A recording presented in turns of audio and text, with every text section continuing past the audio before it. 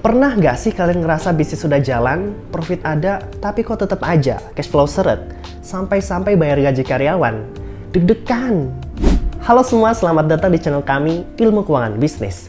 Di video kali ini, kami bakal ngebahas topik yang super penting, yaitu bagaimana menjaga cash flow bisnis supaya tetap sehat. Tanpa cash flow yang baik, bisnis bisa terancam bangkrut meskipun profit kelihatan besar. Jadi, pastikan kalian nonton video ini sampai habis ya. Sebelum kita masuk ke tipsnya, yuk kita bahas dulu apa itu cash flow dan kenapa ini penting banget buat bisnis kita. Jadi, cash flow itu aliran uang masuk dan keluar dari bisnis kita. Nah, yang sering terjadi adalah bisnis punya revenue besar, tapi ternyata cash flow-nya negatif, alias lebih banyak uang yang keluar daripada yang masuk. Ini bahaya banget, karena cash flow negatif bisa bikin kita nggak bisa bayar utang, bayar gaji karyawan, atau bahkan beli bahan baku buat produksi. Inilah kenapa menjaga cash flow tetap sehat itu penting. Cash flow yang sehat itu artinya kita punya cukup uang tunai buat menutupi semua kewajiban bisnis kita. Terus, apa sih yang bikin cash flow bisnis kita bisa bermasalah?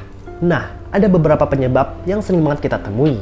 Antara lain, yang pertama, penjualan bagus tapi piutang banyak yang belum tertagih.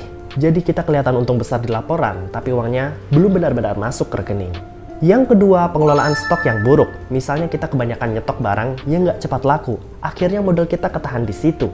Yang ketiga, pengeluaran yang nggak terkontrol. Ini sering kejadian, kita terlalu optimis dan akhirnya malah boros beli ini itu yang nggak urgent.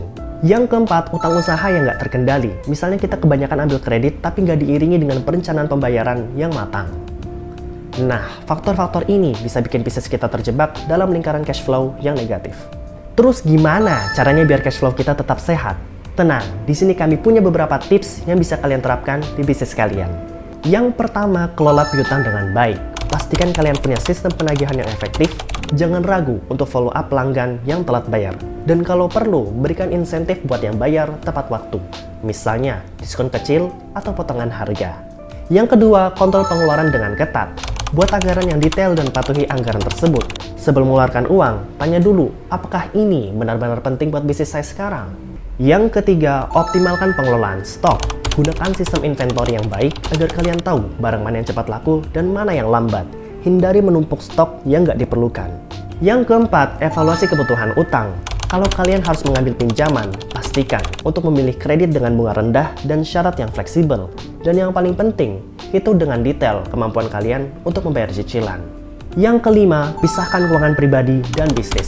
Ini juga krusial. Jangan sampai kalian mencampur adukan uang pribadi dengan bisnis. Gunakan rekening terpisah dan bayar diri kalian sendiri gaji yang wajar, supaya pengelolaan keuangan lebih jelas. Kami juga mau berbagi cerita dari pengalaman kami membantu salah satu klien. Mereka adalah perusahaan distribusi makanan yang awalnya sangat profit, tapi karena kelola cash flow yang kurang baik, mereka hampir bangkrut. Setelah kami evaluasi, ternyata masalah utamanya ada di piutang yang nggak tertagih dan stok barang yang berlebihan. Kami bantu mereka dengan membuat sistem penagihan yang lebih ketat dan menyarankan mereka untuk melakukan clearance sale buat barang-barang yang lama nggak laku. Hasilnya, dalam 6 bulan cash flow mereka kembali sehat dan mereka bisa memperluas bisnis mereka ke daerah lain.